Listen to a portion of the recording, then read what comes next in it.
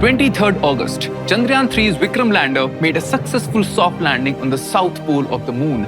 This was a very big achievement. Yes, it made all of us very proud.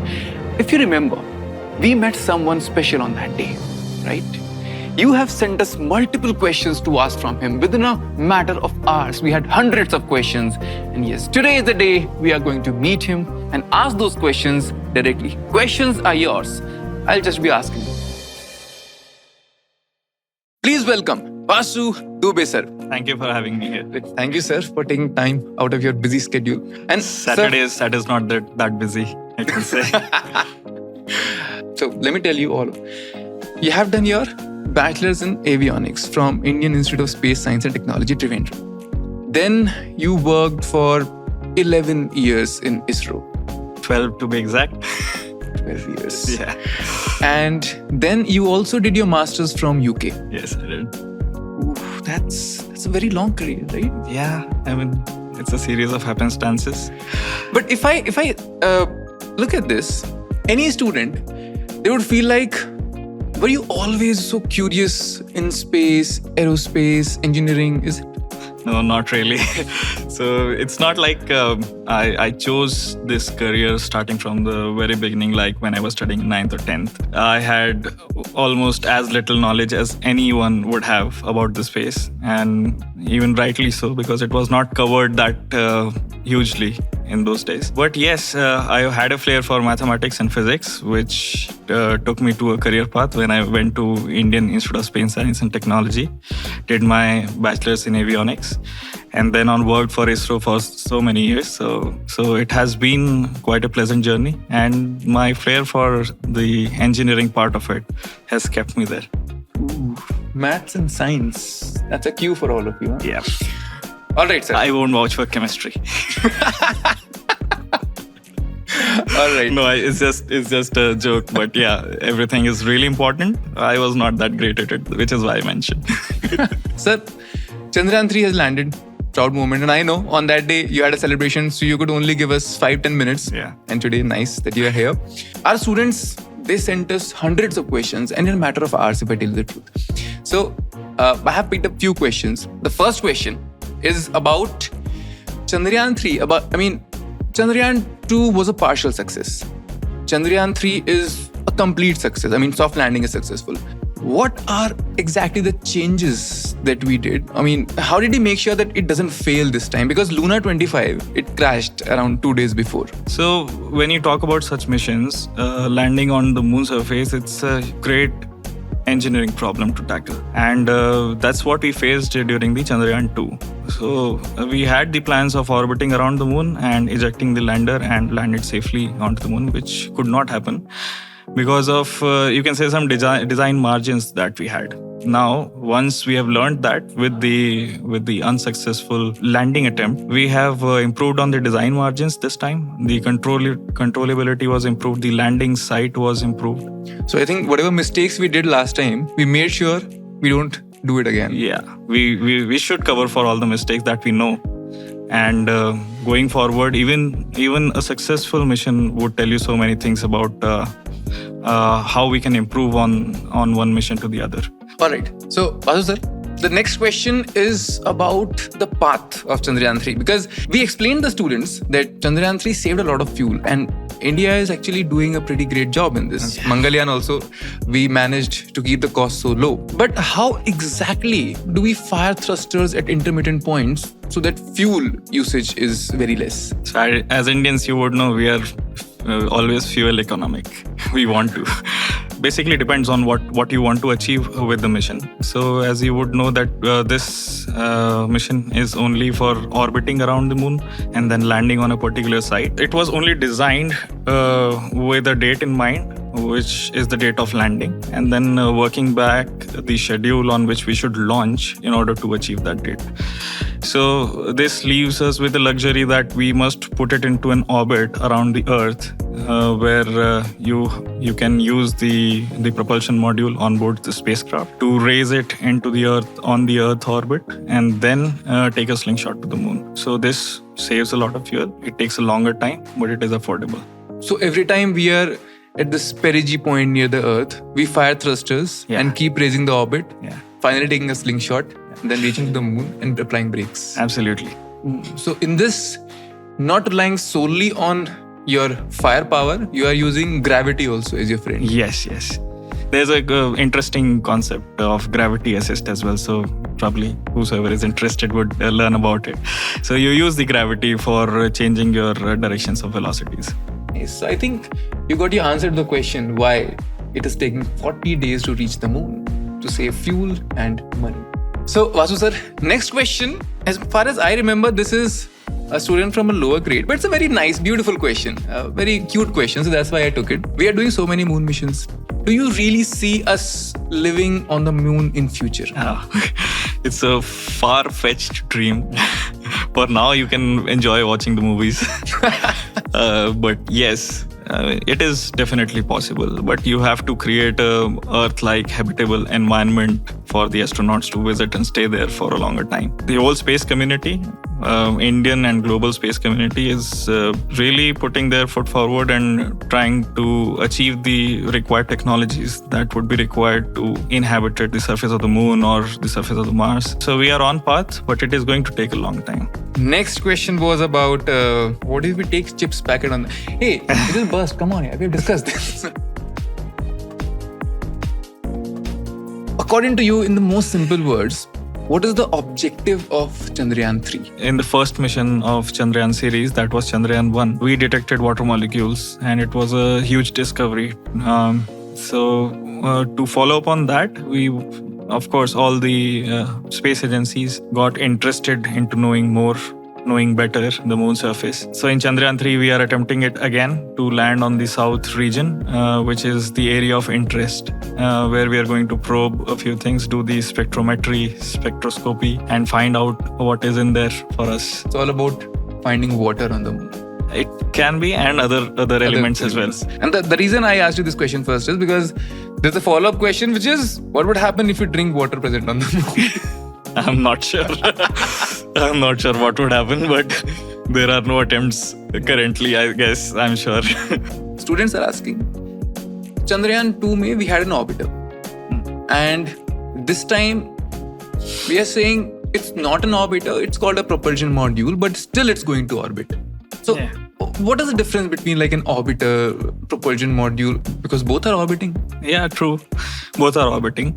But in Chandrayaan 2, the orbiter had payloads on it, which is actually functional and giving you a desired functionality of imaging the moon surface or where the lander is going, so you can image it, which we did successfully with the orbiter of the Chandrayaan 2. For this mission, since the orbiter 2 already had a life in orbiting the moon, we did not really have a functionality to be done by another orbiter. So we replaced this module with a propulsion module, which is required to take you through the burns that it takes you to the moon's orbit. First, it is going to orbit near the moon's region, but it is not having any desired functionality, which is why it is not technically termed as an orbiter. It will be called just a propulsion module that takes you from one place to the other. So its main job was to propel the module. The Vikram lander. Exactly. Wow. Nice. Sir, one more question. For the Chandrayaan 3 mission, we are saying that it has a mission life of 14 days, which is one lunar day. But why only 14 days? So it's basically designed to make use of these 14 days. So we landed on 23rd August because we can make use of the length of the whole lunar day. So it is sunlit. You can have the required energy to go through these 14 days. Also, the temperatures in the colder region than in the sunlit region at the moon surface are extremely varying. When you talk about the space systems, they are not really designed to withstand such cold temperatures when they are not receiving any energy. So there are two ways to go about it.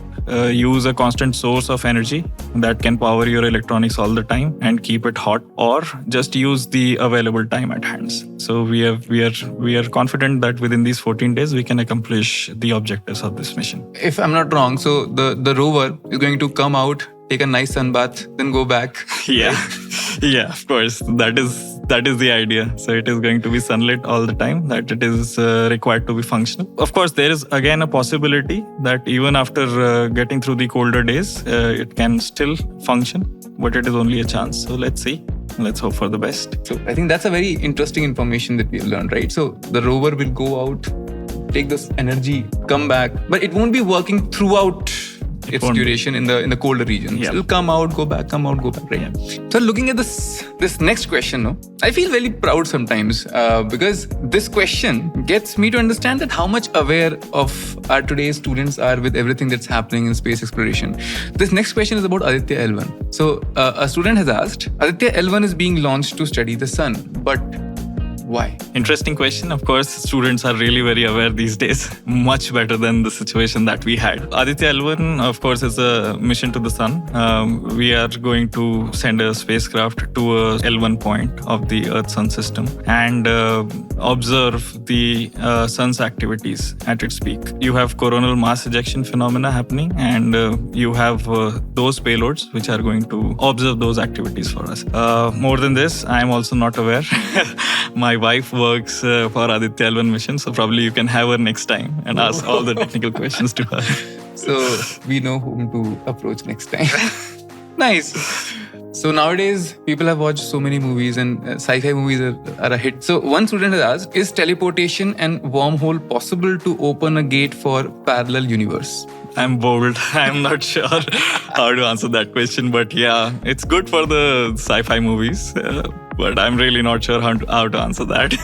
So the next question is very interesting for you. How is ISRO preparing to send humans for space exploration, that is Moon or Mars missions? Yeah, that is something that is my domain. I've been working at a Human Space Flight Center, which was formed recently. Yes, I'm working on the missions, which is called Chandrayaan mission, which is aimed at sending humans into space and bringing them back safely. So India has undertaken this program even since the olden days of 2014, I guess, where we had the first mission, which was called the CARE mission, Crew Module Atmospheric Re-entry. So that was demonstrating the capability of re-entering into the atmosphere. And then we had another mission called the Pad Abort test. And then on, we have established a whole roadmap, all the milestones you can say, to achieve the technological prowess in order to undertake a safe human space flight. Yes, we are on path, and we are looking forward to sending humans into space from the Indian soil very soon.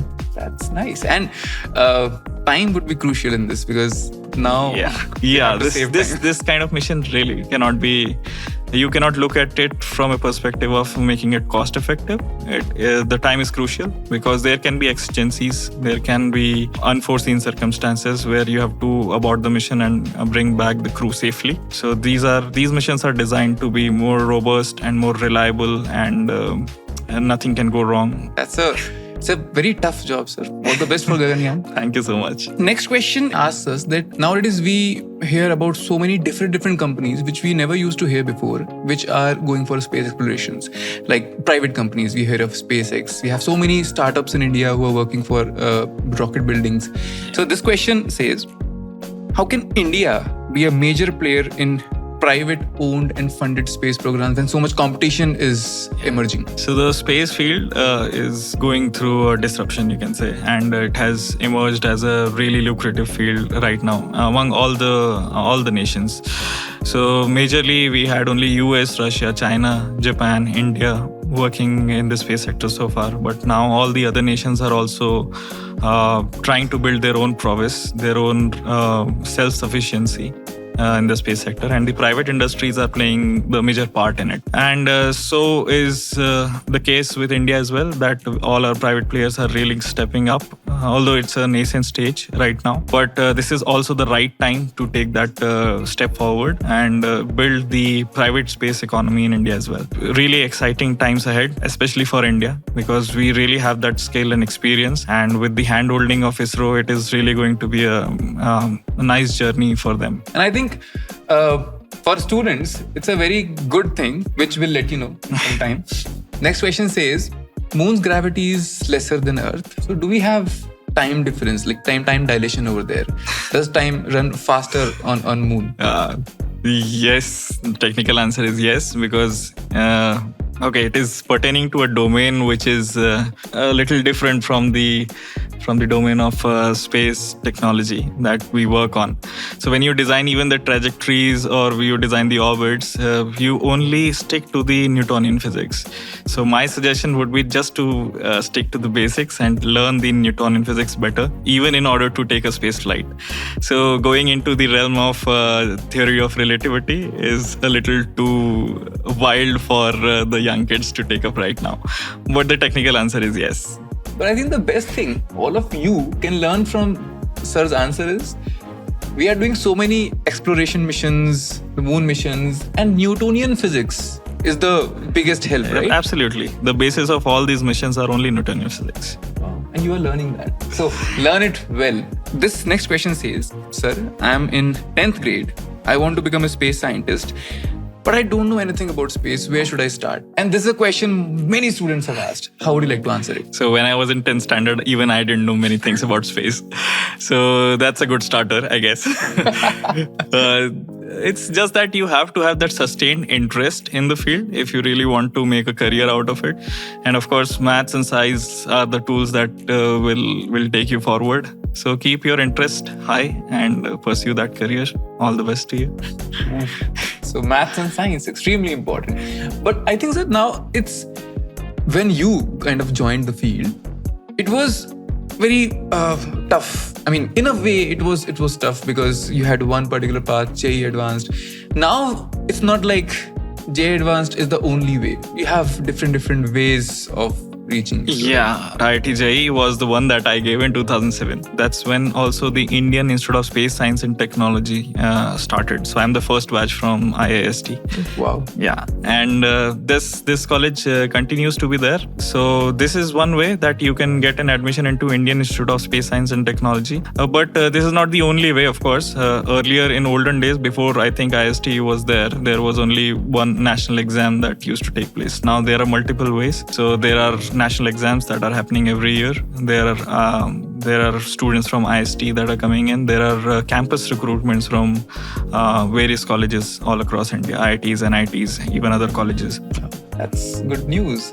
And as the private industry is emerging, I think that's a very good thing. Yeah, even that is going to unlock a huge area, huge potential. The next question is actually also very, very important. And I would understand why, because in classes we get this choice of either going for math, so you are an engineer. If you go for bio, you are a doctor. But both are different. So this is a nice question. The student asks, Sir, I want to become a doctor, but can I also go into aerospace field?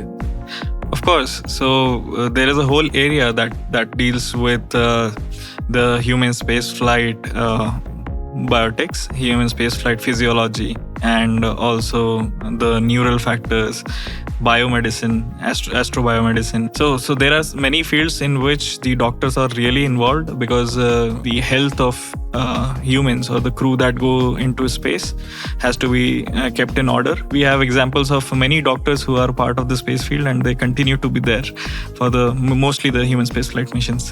So that's a good career there. Nice. So I think, don't worry. If you like to become a doctor, be a doctor. But it's not like you'll go away from the aerospace field. This was a beautiful conversation. I mean, I learned a lot. Our students learned a lot. And we had a very good time. Thank you for joining us today. Thank you. And students, I hope you got all your answers because this doesn't happen very often. No? We get first-hand experience from a real scientist working in it. So I hope you are more amazed with this space industry and you would want to pursue it because yes, we would love to see you all of them. All right, sir. Thank you for joining us. Thank you so much for having me here. And it's a pleasure talking to all the kids. All the best to all of them for their future. Thank you.